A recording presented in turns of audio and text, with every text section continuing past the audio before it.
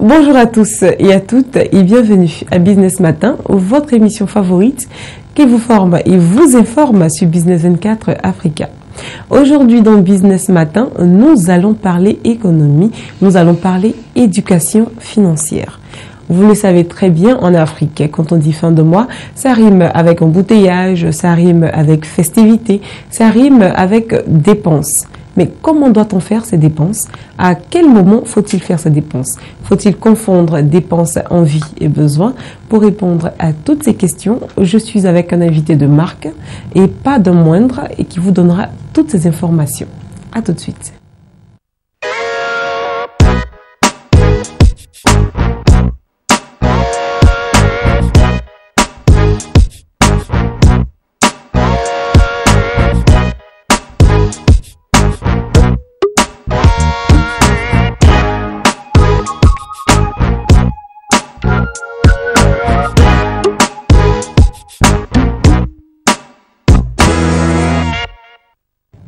Je le disais tantôt dans Business Matin, aujourd'hui, effectivement, je suis très heureuse de vous rencontrer, d'où le sourire.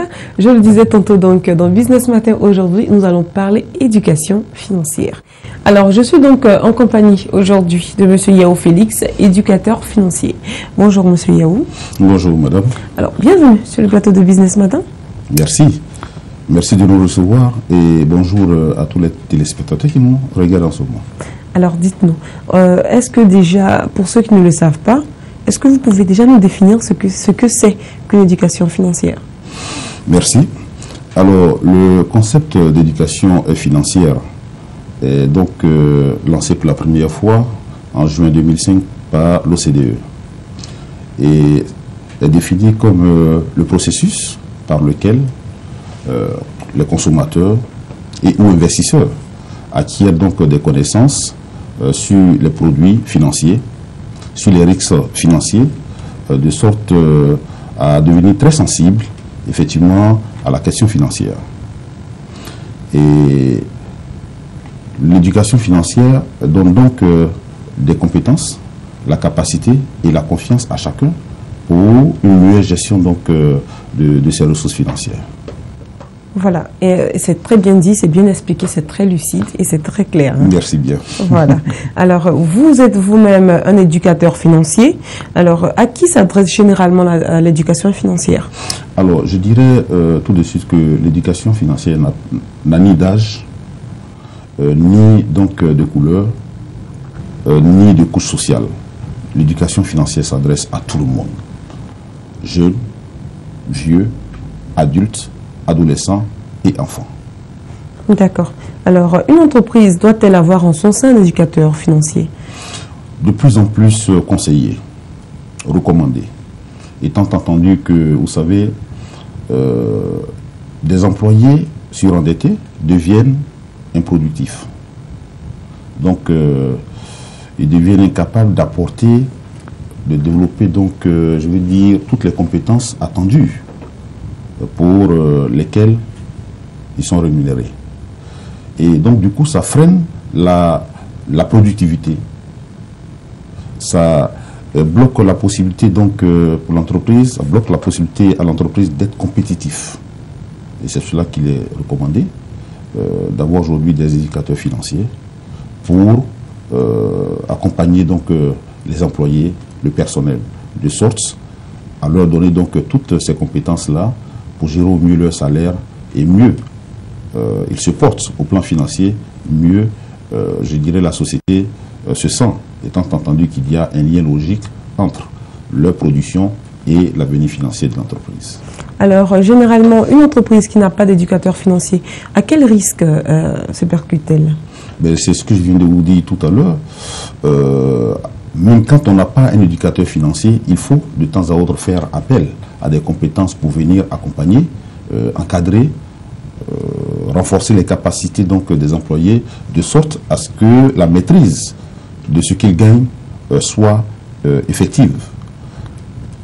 Pour ne pas reprendre ce que j'ai dit tantôt, un employé dans une situation de surendettement ou d'endettement massif commence à ne plus être présent, je veux dire, au sein de l'entreprise, même quand il y est physiquement. chercher des solutions pour faire face aux problèmes qu'il rencontre très souvent, fait qu'il ne peut plus donner le meilleur de lui-même. Et cela impacte négativement donc, le rendement interne de la structure. D'accord. Alors, y a-t-il une différence aujourd'hui entre besoin, entre envie et priorité? Absolument. Je crois que l'un des premiers problèmes auxquels nous sommes tous confrontés, c'est l'impossibilité très souvent pour nous de faire le distinguo entre envie, besoin et priorité. Nécessairement, une envie, c'est, si vous voulez, quelque chose qu'on désire, qui n'est pas essentiel donc à la vie. Ce sont des dépenses qu'on peut reporter à plus tard. Par contre, tout ce qui est besoin est vital, c'est fondamental, ça conditionne la vie. Mais parmi ces besoins, il faut pouvoir les prioriser. Savoir que, ok, j'ai d'abord de faire absolument ceci avant de faire cela. Et cela vous permet effectivement d'aller progressivement vers donc un budget équilibré.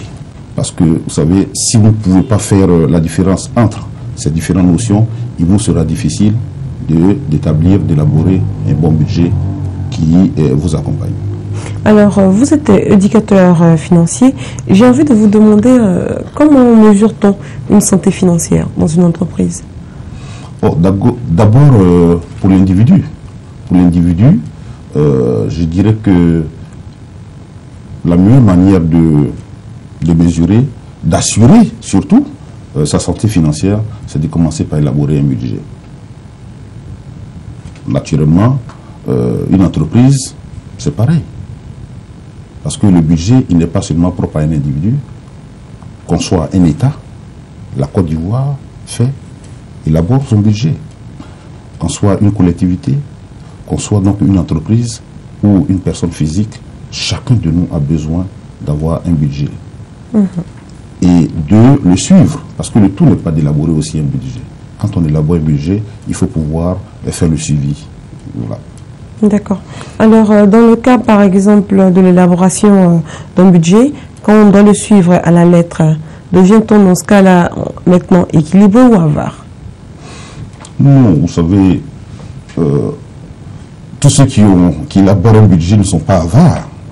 C'est parce que c'est une nécessité. C'est une nécessité. C'est une boussole qui vous permet effectivement de savoir où vous allez. Qu'est-ce que vous devez acheter? Qu'est-ce que vous ne pouvez pas acheter? Quelles sont les dépenses qu'on pourrait effectivement réduire? C'est ça, le budget.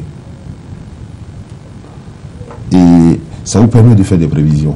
Parce qu'un budget, soit dit en passant, il est toujours prévisionnel. Ok? Maintenant, être avare, ça c'est une autre chose. Là, on peut rentrer dans le domaine de la psychologie, je dis financière. De sorte à dire que, vous savez, quelqu'un qui est avare, il faut remonter son histoire jusqu'à peut-être dans sa tendre enfance. Issu peut-être d'une famille où le père était vraiment, comme vous le dites, dur dans sa gestion, et donc il a été privé d'un certain nombre de choses. Alors, devenu grand, il va développer deux possibilités de comportement, d'attitude. Financièrement parlant. Soit il devient radin, comme son père, ou il devient totalement l'opposé de son père, c'est-à-dire très dépensier. Pourquoi? Parce qu'il a envie de rattraper donc, les brimades, les supplices, voilà, de ce type-là. Le manque de l'enfance va conduire ce dernier effectivement à devenir très dépensier parce que pour lui, c'est à travers, par exemple, les dépenses qu'il s'affirme. Alors, qui dit dépenses, qui dit dépenses dit très souvent endettement, et qui dit aussi endettement parle aussi de surendettement. Doit-on faire un distinguo entre l'endettement et le surendettement aujourd'hui au niveau du personnel qui travaille dans des entreprises? Alors, je crois que dépenses ne riment pas tout de suite avec endettement, parce que chacun de nous dépense. Avec dépenses pensives. Voilà. Avec dépenses massives. Hein. Oui. Donc il y a je veux dire, des dépenses à un certain niveau qui nous entraînent vers effectivement, et cela toujours avec l'absence d'un budget, nous entraîne effectivement à l'endettement massif, et puis on va glisser au surendettement. Ok? Alors l'endettement massif, c'est le fait effectivement d'avoir recours, je veux dire, à un crédit pour faire face à ses besoins. Et ça encore, on peut être, je veux dire, dans le cadre d'une certaine légalité, parce que si je prends un prêt à la banque, je m'endette, mais je m'endette dans un circuit formel. Le surendettement, lui, il devient vraiment très dangereux. Très dangereux dans la mesure où on ne maîtrise plus à ce moment précis les contours du prêt. Vous connaissez l'histoire de l'usure chez nous ici qu'on appelle les marouillas. Voilà. Si vous rentrez dans un système dit de marouilla, vous êtes surendetté. Et il est bon de préciser que le système financier et bancaire chez nous est tel que il est difficile. Chez nous, quand vous dites chez nous, vous parlez de la Côte d'Ivoire. Oui, chez nous en Côte d'Ivoire. Et même un peu partout en Afrique, on ne peut pas véritablement parler de surendettement dans nos banques. Voilà. Quand vous entendez surendettement chez nous ici, c'est que nous sommes sortis du cadre réglementaire, du cadre formel qui est donc la banque, pour nous retrouver vers certaines personnes qui vous font des prêts avec des taux d'usure, des taux qui vont souvent jusqu'à même 100%. D'accord. Merci beaucoup, M. Yao Félix, de votre présence sur notre plateau. Mais j'ai envie de vous demander, avant de vous laisser partir, quelle est donc l'attitude à avoir, selon vous, aujourd'hui, pour nous protéger ou pour avoir une meilleure éducation financière? Alors, je dirais que le premier pas à faire, c'est d'abord de chercher à connaître sa personne. Vous savez, Socrate disait « Connais-toi toi-même ». Mais cette phrase est également valable dans le domaine de la finance. Parce que tant que vous n'arriverez pas à vous connaître en termes donc, de gestion financière, vous ne pourrez pas canaliser effectivement, je veux dire, vos dépenses. Voilà, ça c'est assez important. Donc il faut apprendre à se connaître. Connaître ses gestes, ses habitudes de dépenses. Ça c'est le premier élément. Le deuxième, c'est d'élaborer un budget. Il est essentiel dans votre avenir, dans votre devenir, je veux dire, financier. Il faut en même temps intégrer en urgence la question de l'épargne. De l'épargne pour penser donc investissement, pour penser entrepreneuriat. Parce que si cela n'est pas chose faite, il va sans dire que vous allez effectivement avoir des problèmes au moment où, je veux dire, des problèmes se posent. J'aime bien le dire, un homme sans épargne, c'est un peu comme un arbre qui a perdu ses racines. Au moindre vent, il s'écroule. Très beau proverbe. Et on espère que justement, on aura moins d'arbres sans racines. Absolument. Et pour avoir moins d'arbres, il faut donc commencer par inculquer la culture de l'épargne à nos enfants dès maintenant. Leur donner de bonnes habitudes, de sorte que devenus adultes, ils soient capables donc d'être des arbres avec des racines. Alors, quand vous dites bonnes habitudes, vous pouvez nous donner des exemples? Alors, les bonnes habitudes, c'est d'abord de savoir gérer ce qu'on gagne.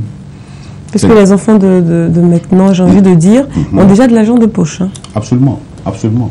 Et c'est d'ailleurs pour cela qu'il faut les encadrer au mieux. Nos enfants, je veux dire, ont un contact précoce avec l'argent aujourd'hui. De sorte que lorsqu'ils ne sont pas encadrés, il y a une déviation possible. Je veux parler notamment de la cybercriminalité, qui est un fléau, un mal qui est en train de ronger notre jeunesse. Voici par exemple un élément. Quand je dis qu'il faut donc donner de bonnes habitudes à nos enfants, c'est de leur faire comprendre que l'acquisition et l'utilisation de l'argent doivent être accompagnés par des valeurs. Par des valeurs. Des valeurs donc de bonne gestion, de bonne acquisition. Savoir que l'argent, en fait, contribue au bonheur, mais lui seul ne peut pas faire le bonheur. Savoir également que l'ouvrier mérite son salaire et donc éviter les raccourcis pour vouloir s'enrichir. D'accord. Merci beaucoup, Monsieur Yao Félix. Business Matin, nous continuons notre émission.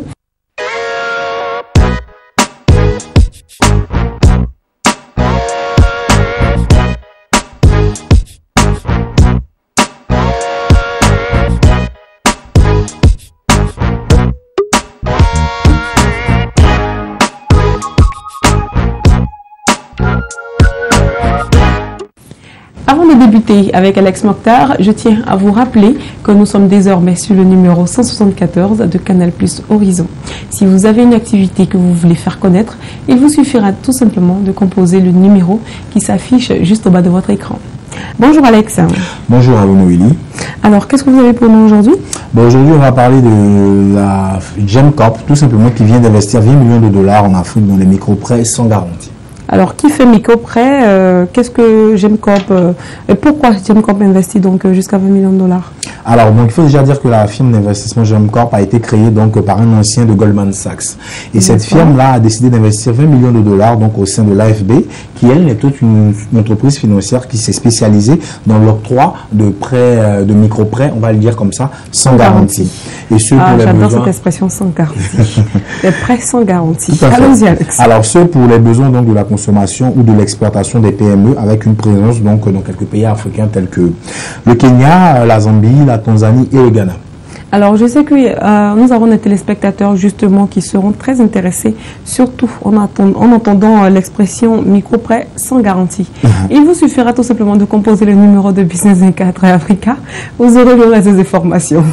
Allons-y, Alex, s'il vous plaît. Alors, tout simplement, il faut savoir que cette injection d'argent devrait permettre donc à l'AFB, qui est spécialisée dans ces prêts dans ces micro-prêts, tout simplement, devrait permettre à cette firme-là de financer son expansion dans d'autres pays africains pour tirer avantage d'un marché africain qui est estimé à près de 400 millions de personnes qui, du reste, n'ont pas accès aux services financiers formels. Il faut dire que, généralement, le taux de bancarisation sous notre pays est assez faible. Hein. Bien sûr. Les populations n'ont pas... Peu sont les populations qui ont accès ou qui ont un compte bancaire déjà, qui font des opérations régulièrement avec les institutions financières de ce type-là, ou qui ont facilement accès à des prêts. Alors, à votre avis, c'est dû à quoi ce manque de confiance au niveau des banques, ou c'est peut-être, on va dire, l'image qu'on a déjà des pays africains? Donc, généralement, je dirais que le citoyen lambda dit souvent que quand on garde de l'argent à la banque, il n'y a pas de problème. Quand on va y déposer son argent, c'est au moment de récupérer de l'argent qu'il y a toujours des tracasseries. Donc, parfois, les uns et les autres préfèrent garder leurs sous proches d'eux. Comme ça, ils sont sûrs qu'au moment où ils en ont besoin, ils peuvent y avoir accès facilement. Voilà, mais moi, je veux dire que avoir de l'argent dans les institutions financières également nous apporte une certaine sécurité. Ça peut nous permettre de nous voir accompagnés par ces institutions-là. Et puis une certaine stabilité aussi. Tout à fait, tout à fait. Alors, dans la démarche d'AFB, donc il faut dire que cette démarche est spéciale. Pourquoi? Parce qu'elle permet en termes de micro-prêts d'emprunter à partir d'à peu près 100 dollars. Alors 100 dollars, on dira que c'est entre 40 et 50 000 francs. Hein, CFA pour donner cette fourchette-là. Alors ces montants-là peuvent servir pour des besoins de consommation, tout simplement, ou pour financer, si vous voulez, l'exportation de vos activités, avec la possibilité de remboursement après 6 mois. Simplement. Je veux dire que le fonds s'autofinance lui-même. Les fonds tournent parce que qui prend de l'argent, qui rembourse, permet à l'autre, bien sûr, de se voir financer. On dira que c'est une tontine africaine, à la limite, somme toute modernisée, pour permettre au plus grand nombre aujourd'hui d'avoir accès à des prêts.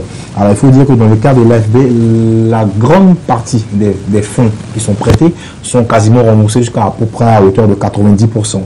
Voilà. Et le secret de cette microfinance-là, de cette société financière, c'est qu'elle a réussi tout simplement à établir des relations personnelles avec chaque client qui qui souscrit à ce service tout simplement. Donc ça permet d'avoir des rapports, pas forcément d'institution à particulier, mais je veux dire de particulier à particulier quasiment. Particulier à particulier. Puisque chaque client est pris en charge et suivi et assisté. Et coaché. Voilà, et de sorte à ce que les emprunts qui sont pris déjà soient remboursés, que l'activité en elle-même puisse être pérenne, je dirais. Voilà. Alors il faut dire que cette activité, bien sûr, comme toutes les activités, n'est pas sans risque, hein, parce qu'il y a toujours, je dirais, quelques Et tout à l'heure, vous nous parliez seulement de 90%. Oui, voilà. Donc les 10% restants. Voilà, ce sont des personnes, je dirais, quelque peu mal intentionnées, qui n'ont pas forcément l'envie de rembourser ces fonds. Alors, il faut dire que c'est une démarche qui semble porter des résultats. Le fait que GEMCorp ait décidé d'investir dans AFB, oui. Puisque tout simplement, il y a également Leapfrog Investment qui a décidé, elle aussi, d'investir de l'argent, ce qui porte l'ensemble des investissements dans AFB à près de 45 millions de dollars. Voilà, tout simplement. Donc, dans ce business de microcrédit, il y a assez d'argent qui vient d'être investi pour permettre aux uns aux autres, voilà, de pouvoir bénéficier d'un soutien. En tout cas en termes d'activités qu'ils souhaitent mener et avoir des moyens suffisants pour mener ces activités-là à bon terme. Il faut aussi dire que, comme je le disais, l'activité ne tombe pas sans risque, même si la démarche pour ce type de, je dirais, microcrédit de relais trouve sa cohérence dans le contexte africain avec ce que je vous ai expliqué, la peur des banques et tout. Alors, au Ghana, par exemple, où l'économie fait face à des défis monétaires, où il y a beaucoup d'inflation, parce que, voilà, aujourd'hui, on peut acheter des produits, vouloir les revendre et l'inflation fait qu'on n'arrive pas forcément avoir une marge, garantir la marge bénéficiaire qu'on voudrait. Voilà, tout simplement, ce genre de microcrédit-là qui vous permet de rembourser à taux fixe peut être une solution. Par exemple, dans des pays où, je veux dire, le système financier est fluctuant et subit les contre-coups, je dirais, de l'évolution des marchés internationaux. Et assez rapide. Voilà. D'accord. Merci beaucoup, Alex. Merci. Alors, Business Matin pour aujourd'hui, c'est fini. Nous nous retrouvons très prochainement pour le prochain numéro. Mais avant cela, sachez que vous pouvez désormais nous trouver sur le numéro 174 de Canal+ Horizon. Et si vous avez une activité, venez à nous. Nous ferons la publicité de votre activité. Merci de nous avoir suivis. Au revoir.